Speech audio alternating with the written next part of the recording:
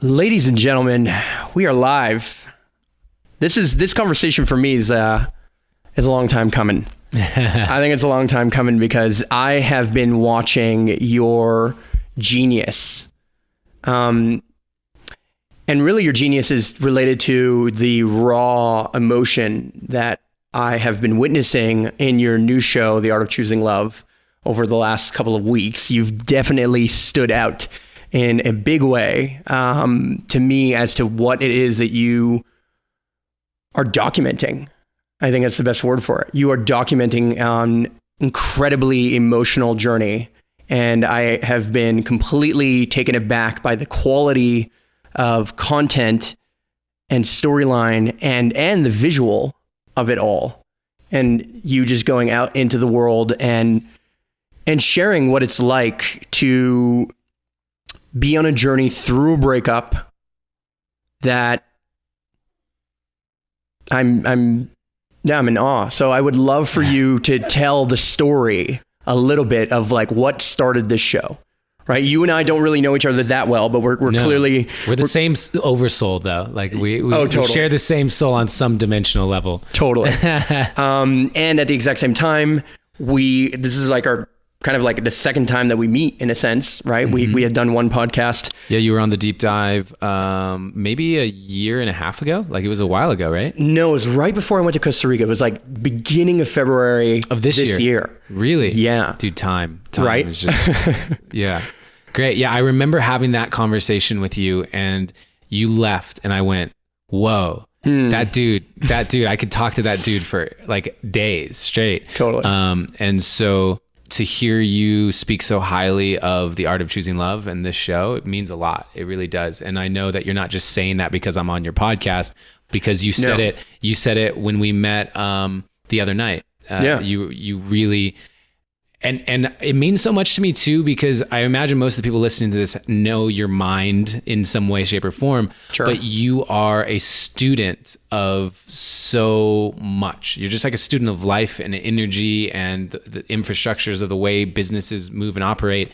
And so the level of detail that you went into in dissecting what we were doing was really impressive to me. And so I know that you mean it, and it means a lot to me to have someone like you see what goes into the show. And for people who aren't aware, the show is called The Art of Choosing Love, theartofchoosinglove.com or on YouTube.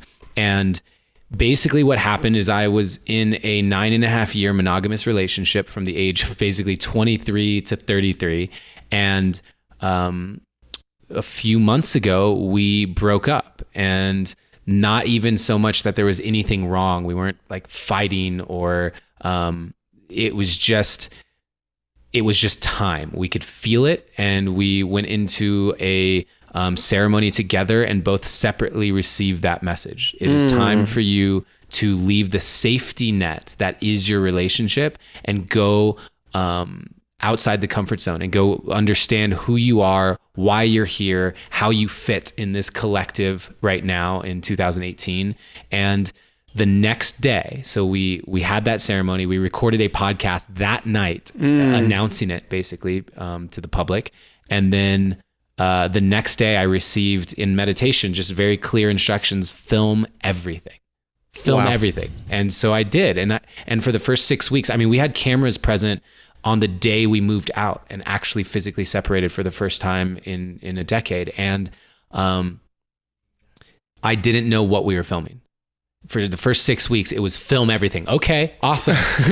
I got cameras and I'm filming everything, but translating that into form, into something tangible, into something effective at creating impact is a whole different animal. And yeah, it's been a wild ride for sure. Yeah.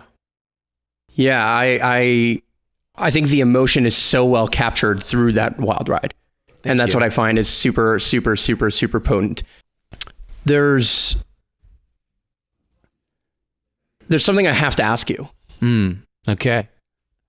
And I have to ask you it because I'm living a similar situation. I wasn't with the person for 9.5 years or 10 years, but I was definitely in a relationship with somebody who I deeply loved, and who deeply loved me, and who I still deeply love. Mm-hmm.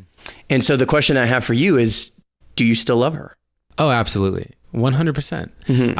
I will love her until the day I die, and probably far beyond that. So I think that on the planet right now, so many people associate success or failure of a relationship based on its longevity, meaning that truly, unless you spend the rest of your life with someone, the fact that it ended, people are perceiving that as a failed relationship, right? If you are married for 15 years in love, and then you get a divorce for whatever reason, people will call that a failed marriage.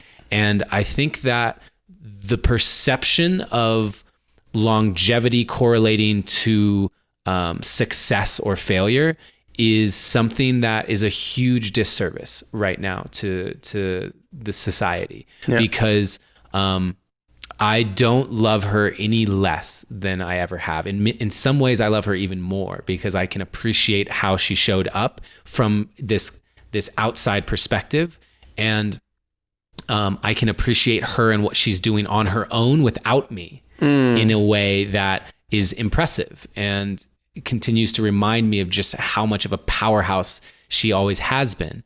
And what has shifted in me is recognizing that my self-love, which has always been, put your oxygen mask on first, right? My self-love is taking me in a direction, and taking her in a direction that is not us being together romantically. Mm-hmm. And the greatest act of self-love is honoring that, recognizing that for the first time in almost a decade, there was more opportunity for growth personally outside of the relationship than inside of it.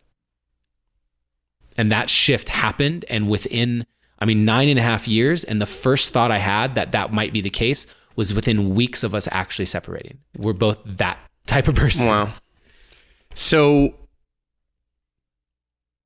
do you ever hope to get back with her? Ooh. Is that alive in you? The possibility is alive in me. Mm-hmm. I just feel anything is possible. There's you could ask me, do you think it's possible that you wind up back together with your high school sweetheart who cheated on you and broke your heart, and now you haven't spoken to in years? Totally. It's totally possible. And this is more likely than that. And I don't actively think about it. It's not something that I anticipate happening. It's not something that I would bet on happening. I find that the more time goes by, I feel less drawn to that specific relationship. Mm-hmm. And the thing about that I really want to be accurate on is, if we were to get back together, it wouldn't be that relationship. That's right? also true. So, yes. So I recognize that, but I feel like my journey is just starting. My journey is just starting, dude. I'm literally having conversations with a woman who reached out to me around sexual energy, and I recently released an episode of The Art of Choosing Love where I talked about how I was molested at the age of 5. Mm-hmm. This is something I haven't spoken publicly about until now. And one of the things I've learned is that sexual energy has been unsafe in my mind. It's like, do everything you can not to be the object of sexual desire, because from a very early imprint at the age of 5, how do you protect yourself in your sexuality? How do you protect the inner child? Don't be desired sexually. That's one way. And I didn't know that was playing in the background until recently. Mm-hmm. And so anyway, I've started to speak about that, and I had someone reach out and say, hey, I've gone on a crazy journey myself around sexual trauma and owning my sexuality. And she's this beautiful woman. And she said, I'd be happy to create some sort of arrangement where we're engaging in that way. So literally just a week ago, I started to engage in that way with someone that I've never met, just in a safe container to explore it. And I'm sharing this because it's triggered so much in me. I feel so uncomfortable, like often in these dynamics. And that shows me I don't actually want to get back together. I don't want to be in a monogamous relationship at all until I feel like I've brought wholeness to those aspects of myself that I'm seeing as fragmented currently. Totally. Yeah, I feel the same way in terms of, it's like, I have no idea what the possibilities of love are for me at this moment. And without a doubt, what I know is that a huge piece of me doesn't feel like I deserve any of it sometimes. Why? Mainly because I don't feel like I'm showing up fully. Still, currently? Yeah. In what way? Everything. Okay. Yeah, I don't feel like I'm making good videos. I don't feel like I'm telling good stories. I don't feel actualized in my full capacity or potential. And I think I put so much emphasis and focus on like building the castle for the perfect queen and for the perfect like life, I guess. And perfect, like, don't get me wrong, it's not like a white picket fence and like the perfect, like I'm not typical in that way, but perfect meaning that maybe I would have some level of control over all of it.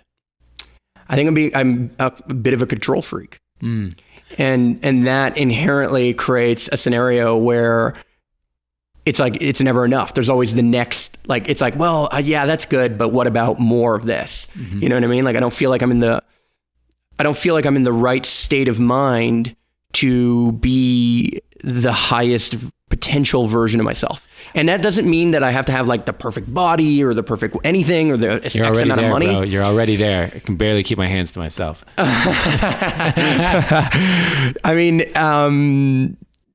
it's not like a specific metric. Well, and that's the interesting thing. How would you know that you got there? I don't know. That's like literally, that's what I'm exploring right now. It's like what does that even mean? You know what I mean? What's the indicator that you aren't there? Like how, because there's probably people watching this right now or listening to this podcast and are thinking, oh, I feel the exact same way. I feel like I haven't realized or actualized my potential. And I'm curious, what are the indicators to you of that?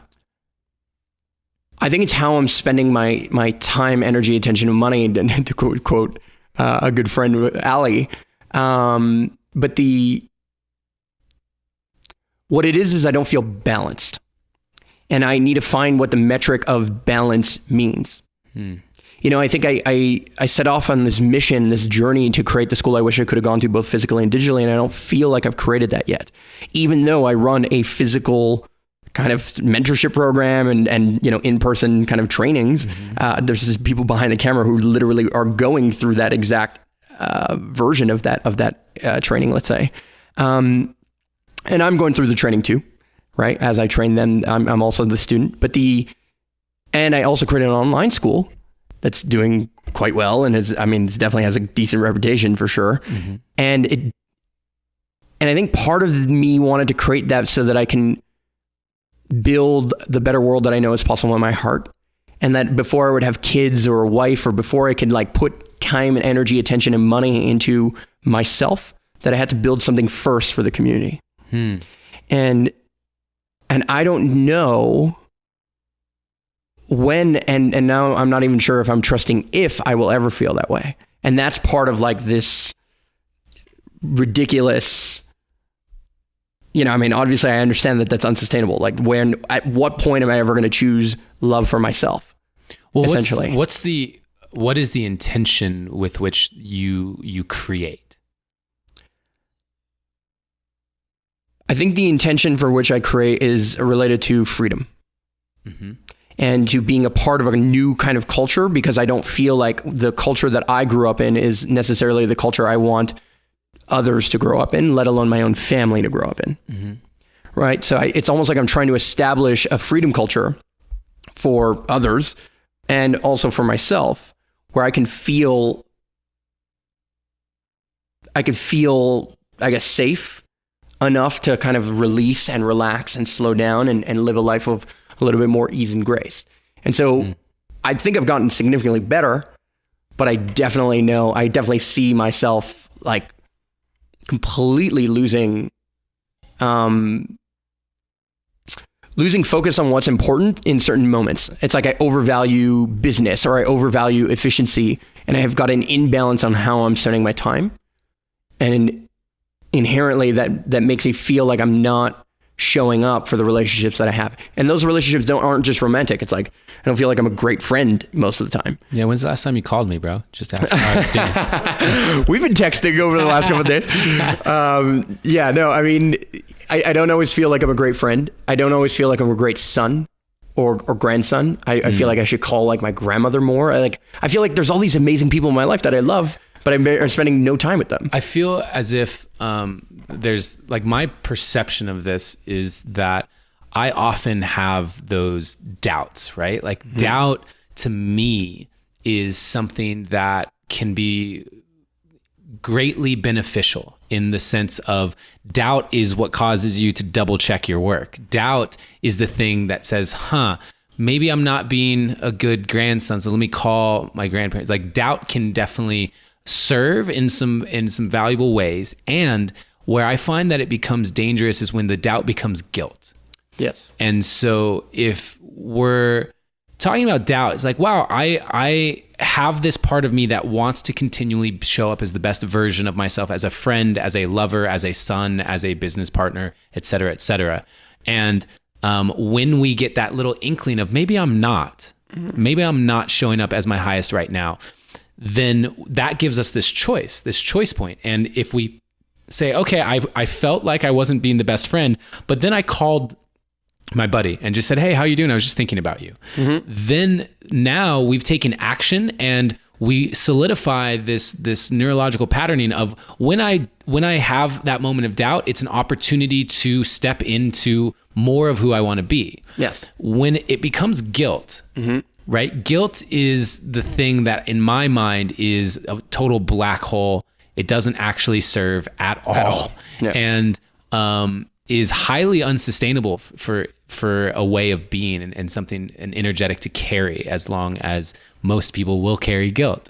And so I'm curious, do you feel that your doubts border on guilt? No, absolutely. Why do you think that is?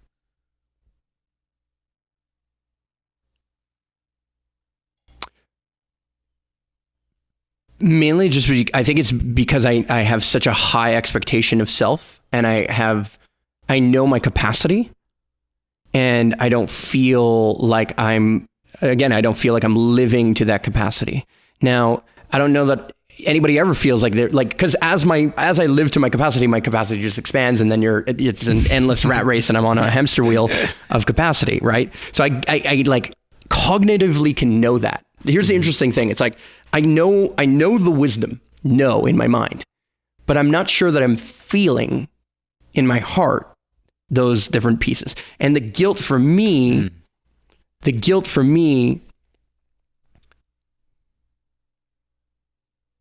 I'm gonna go a layer deeper. I believe that I was brought up in an environment in which guilt was a primary motivating force. Like, it wasn't like Catholic by any chance? Of course. Yeah, me too. Catholic guilt, come on. Yeah, the Catholic guilt, Italian, Italian further than me right there. Oh, I mean, it goes next level. And my mother's Sicilian, my father's a lawyer, right? Like, it's like, so guilt or not guilt, prove or not prove, get the good grades or else, right? So there's the force at which was used to teach me who I am today was used out of a vehicle to me that was in total love. They did it out of love, but they also did it out of like wounds and fear and the wounds of poverty, for example. Like, my parents were super poor when they first came to Canada, or when they were born. And so there's all these layers of guilt that I think that, and like avoidance versus like towards something. So I think I grew up in an environment that feels more like don't get called out versus get called forward. And that's something that Meta was like, we had a kind of like a ceremony of like just trying to feel into my heart. And we went through this idea of what is it like to not be called out, but instead to be called forward. Well, how would your world be different if I were called forward instead of being like worried about walking through a landmine, like a field of landmines? Mm-hmm. And that is like the most accurate reflection of what I think is super important to me at this moment, is to figure out like who's actually calling me forward and who's calling me out. Mm-hmm. And I'm okay to be called out because I'm used to it. In fact, I see it as a challenge, but the people who I love have to learn how to call me forward. Mm-hmm. What do you think is the biggest difference between being called forward and being called out? Like, what is the differentiating factor? I think being called forward for me is the positive tone at which somebody can express it. Like, hey, I feel like you can push further. I feel like you've got the talent that you can go farther. Mm-hmm. You can do more. You can show up more. Right? I think it's the way that it's said to me. Mm-hmm. Yeah, there's a saying that has always stuck with me, which is truth without compassion is abuse.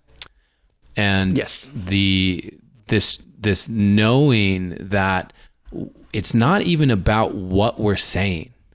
It's not really the vast majority of our communication is received non-verbally. Mm-hmm. And so what you're saying, and this was the thing that I struggled with so much of my life, which is I would say something and get in trouble for it or upset someone by it or whatever. And someone else would say basically the same thing, but how they said it and the energetics with which they said it, people still loved them. It was just like, oh, that makes total sense. And I've gotten so much better because it was such a wound for me. It was, I wanted to be liked by everyone when I was growing up. Everyone. It was, even when I first started putting out coaching videos onto the internet, there was an aspect of me that I got to face off with, which is this part of me that wanted everyone to like my videos and everyone to like my message. And I said, well, how can anyone not like choose love as a message? And there are plenty of people who don't like choose love as a message. But the thing is that even with our parents, right? And so using your parents that you were speaking of and how guilt was used because that was the most effective, loving tool that they thought they had. Yep. Right? Like that's the end of the day. Totally. And so my stance on this, as coming from someone who is so logically minded, analytical, there's no gray area. It is black or white on everything. There's an absolute truth that we are either in alignment with or not. To now get to this place where I recognize I don't believe in an absolute truth other than potentially polarity, which we can talk about at a different time. But I don't believe necessarily in an absolute truth. I don't believe that my reality is even necessarily real relative to everyone else's reality. And I also believe that every single person, every act that they do is them doing the best they can to find their way to love. So meaning right now, a big topic of conversation that I'm in is around sexual abuse and sexual trauma. Mm-hmm. And I know that the person who molested me when I was 5, that was the best that they could do to satisfy some aspect of themselves that was searching for love. Plain and simple. And that man who raped that woman, whatever that man thought they needed, that was the best that they could do to arrive there. Mm-hmm. And that viewpoint for me has shifted so much because it gets rid of this idea that there are just inherently evil people just trying to harm for the sake of harming. And my parents didn't screw me up. My parents did amazing things. And it's funny because I often have to remind them, because I go on these podcasts and things and talk about the ways in which I was wounded and what I've overcome, but they've also raised me in some really beautiful characteristics. Same. And I know that the ways in which I took on certain wounding or needing to prove or guilt or whatever was also them doing the best they could. It wasn't like they were sitting there, you know what, I want him to have a Napoleon complex and feel like he has to overcompensate with achievement. No, they wanted me to feel loved, and that was the best that they could do to have to go about it. How do we change? How do we learn? You know what I mean? Like, how do we learn from like what they did versus what we do? How do we learn? Like, how are we not just making the same exact mistakes? Well, I have this belief that how it works is that we come in, our DNA is adjusting and shifting based on the like characteristics, what we go through, epigenetics, right? Like we are morphing and shifting.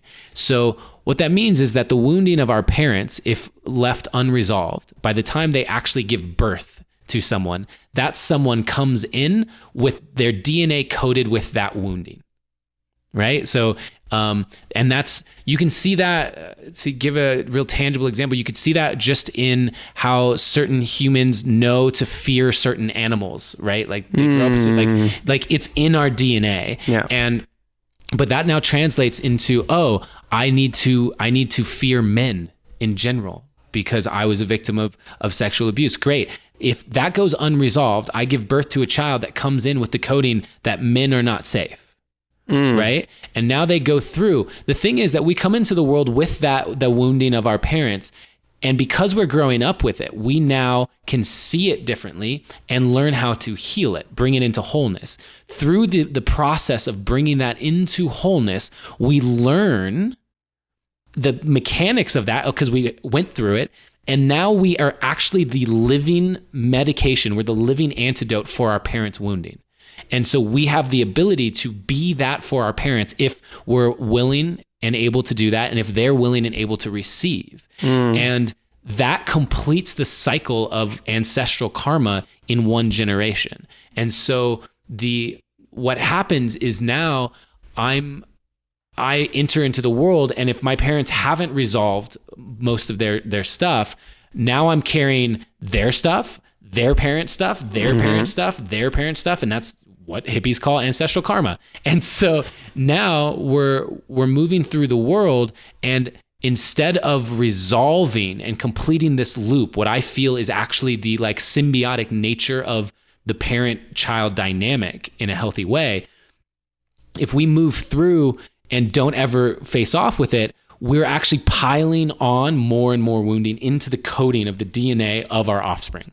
And that's already gotten to us where we're at now. And it's where the majority of the population has been the victim of sexual abuse. That is the majority of the population of all men, all women. That is the majority.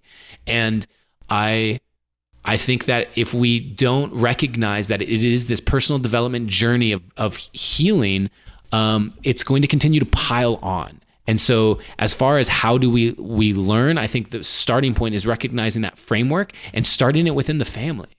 Like literally recognizing that you are the exact medicine for your parents' wounding.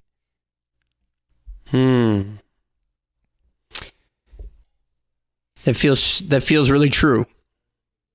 That feels really true. And what feels challenging, I guess part of me feels some level of guilt because I feel like even to this day, I'm in a little bit of a mindset where I am,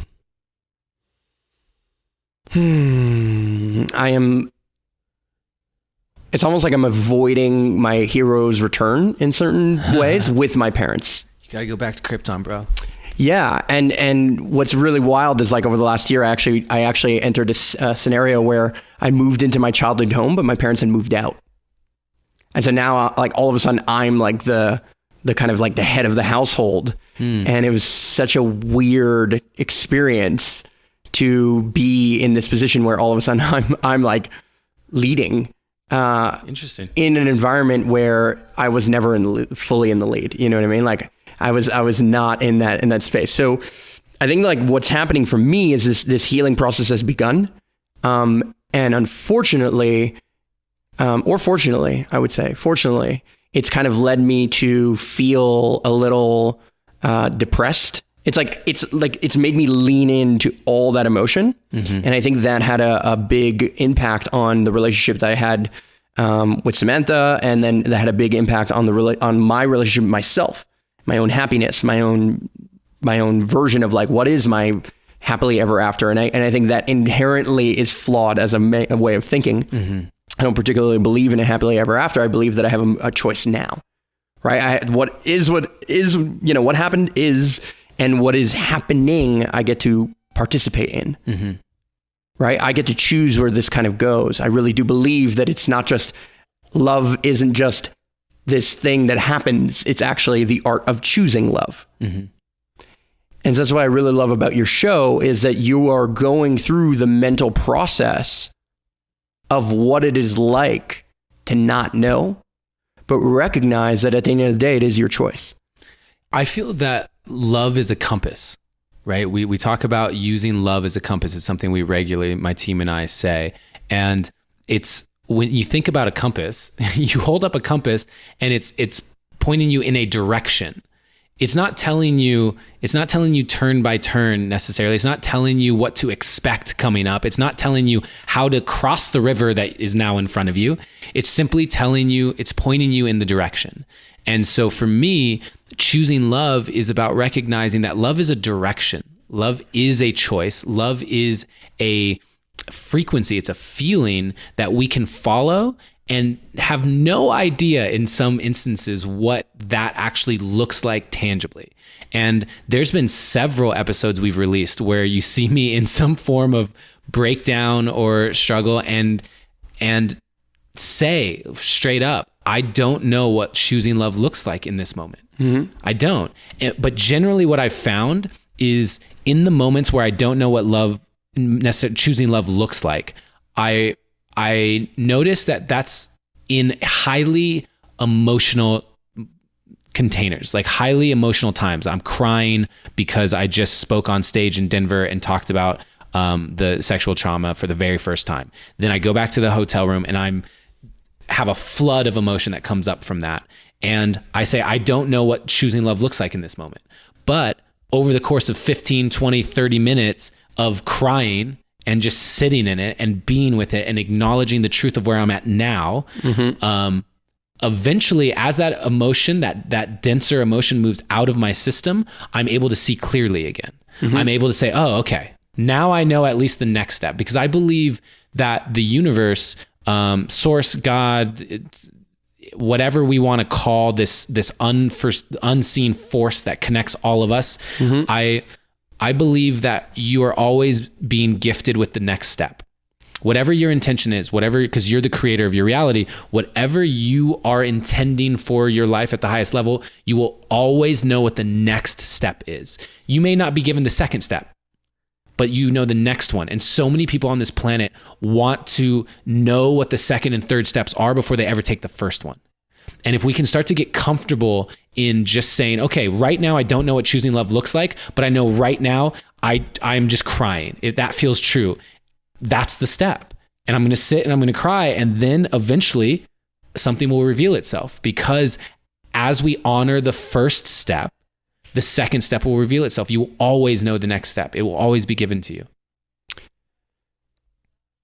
I think that rounds out something that I first of all, it rounds out the time that we're going to transition now into your podcast in a second.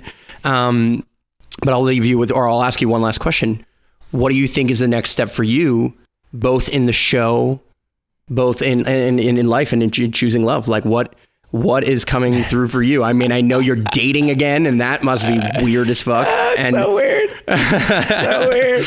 And then you were saying, I think right before this, that, you know, like it's going to be like an interesting scenario because you have this woman who you're dating showing up at this new like in a completely different environment as you're living a digital nomad life with your two buddies.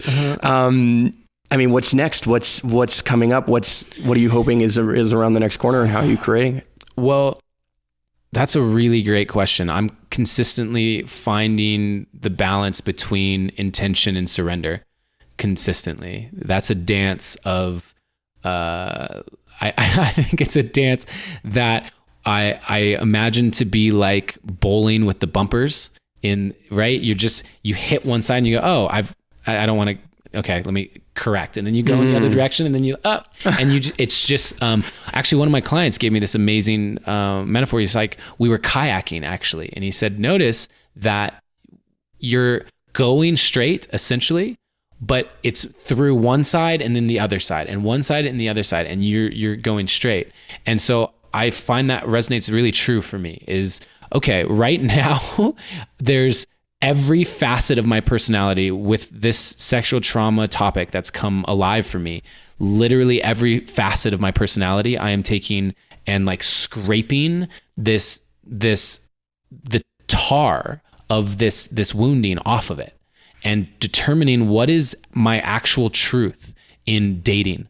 Do I want a monogamous relationship? Does it feel good to be as a nomad, to just be dating? Does it feel good to be in a open relationship where I have that person that when I'm in Los Angeles, I have her, and when I'm on the road, then it's different? Or like, I don't know. I know that so much of what I've based what I like off of in the past has been deeply imprinted from this traumatic event, and I'm seeing it now. And so literally, since I haven't had sex since opening that up, like opening up that channel, right? So now the next time I have sex, I'm going to be thinking, I'm going to be paying attention with a level of awareness of, is there any part of this experience that is touched by that imprint? Is there any? And so for me, my journey looks like continuing to explore my truth, what actually is my truth, no longer unconsciously giving my power away to a man who did something before I had conscious choice, and take my conscious choice back of who do I want to be on this planet. And as I do that and decide, okay, this is who I'm going to be, that's going to help inform what I want to do. What we do comes out of who we be. And so as I continually shift that, I'm noticing more and more that I want to share it in as many ways as possible, and all of those ways be art. And so the show, The Art of Choosing Love, the spoken word show that I tour Permission to Think Freely, we're going to do another tour next year. I want to start sharing my art with amazing people. I know we're talking about Envision Festival, like whatever is happening, I want to inject what I'm learning about the power of art, the power of forgiveness and self-awareness, and the power of so much of my own personal journey, because I feel like we can only help from where we've been. And so the deeper I dive into myself, it means the more that I can relate to these people, the more that I can help, the more that I can serve, the more I uncover about myself. And so that's what my journey looks like. And I could tell you the plan as of right now for 2019, because there's 6 months currently planned out, and all of that could go out the window. Yeah. Because I'm the dude where if I'm in meditation and I'm told, hey, give it all up, go like live in a monastery in Nepal, I'll do it. If it's clear, I'll do it. And that's what led to the breakup. That's what led to this show. That's what led to us sitting right here. So I'm grateful as I continue to honor that intuition, that life just seems to get more and more beautiful. That's the one constant that I can lean into, truly. Well, I will leave you with, I love you, brother. I really appreciate you. I really appreciate you taking a stand for all the men particularly out there, but also for the women, because I think there's so much truth in what you're doing, and in the way that you are showing up with your art, and the way that you're putting your own time, energy, attention, and money on the line for doing all of this, and also your body, your emotions, all like you don't even beyond the consequences of expressing something, there's also tons of opportunity that comes with it. And I see a beautiful path for you. I definitely, I told you the other day, I love to buy stock in people. right? I like to invest in people. And I definitely see that you are on a path that is not only for you, for your own healing, but you're doing it for many.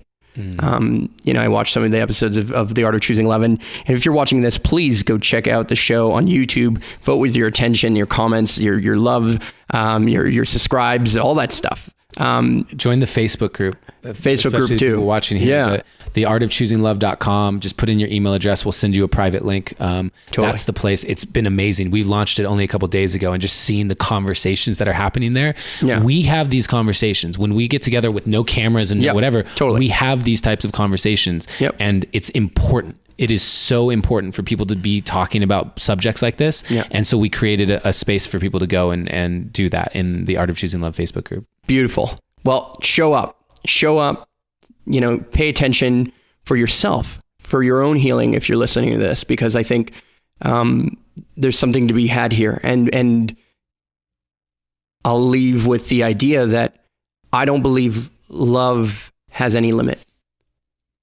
That's the one thing that, as much as I've not necessarily found all my own versions of self-love, what I know is that I'm not limited in such, that I can expand endlessly into it, and that I can continuously expand the love that I have for others and for myself, all the while I show up and have that intention, and that I also surrender into it. I trust it, right? Because that's the antithesis of love is mistrust in many ways, right? It's fear. And so rather than choosing fear, rather than this being about what it's like to go through the heartbreak of something, I actually think that everything you're doing is about what it's like to find your own truth, right? To choose that love. So yeah, love it, respect it. Go check it out. Thank you, man. Appreciate it. Thanks for having me on. Yeah, absolutely.